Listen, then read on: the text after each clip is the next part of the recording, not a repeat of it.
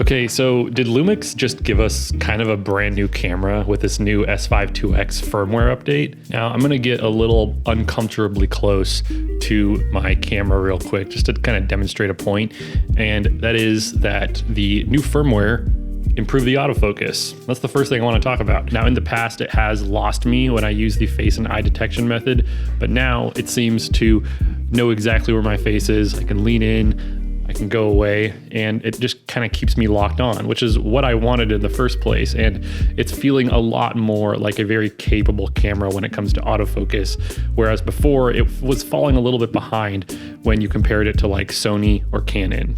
Now, the way that I like to use autofocus is mostly for talking head YouTube videos like this, and I typically use the face and eye detection autofocus, even though a lot of people have told me I'm not supposed to use that. I'm supposed to use like a multi-zone and then put face and eye on and all this kind of stuff.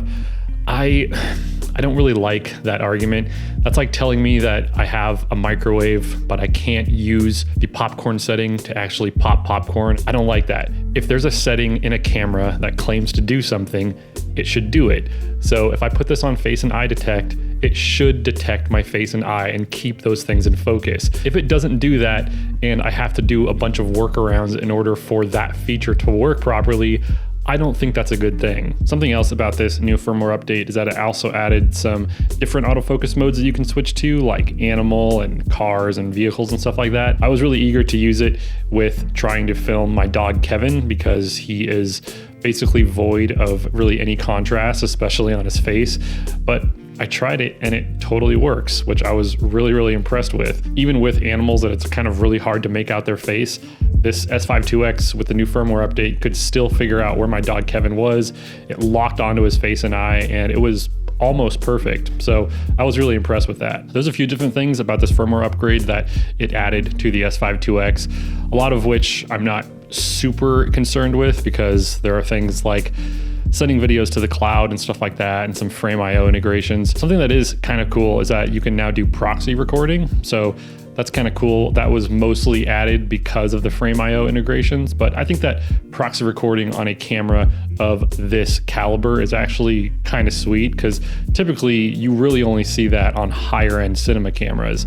I remember a buddy of mine, he shoots with like the C500 and it could do that, whereas a lot of lower end cameras couldn't do proxy recording, but now you can on the S5 IIX, which is pretty sweet. So the last thing I wanted to touch on, which was another upgrade to the S5 IIX, was the in-body image stabilization. Again, not a huge worry for me because I didn't really have any complaints before this firmware update came out, but it is nice that they're addressing some of the issues that people who shoot with this camera have had. And that's one thing that I really do like about Lumix, is that they do listen to their consumers and they try to upgrade their cameras. And it doesn't ever really feel like you're just gonna buy a camera from Lumix and then they're just gonna forget about you. And I think that the S5 IIX and this firmware update has kind of confirmed that. And I know that that's where a lot of people who shoot with other cameras kind of get frustrated, is because you buy a camera and then instead of just updating the firmware to give you some features, that company will come out with another camera that has those features that you wish just would have been in the camera that you already have. That's one of the things that I really do like about Lumix, is that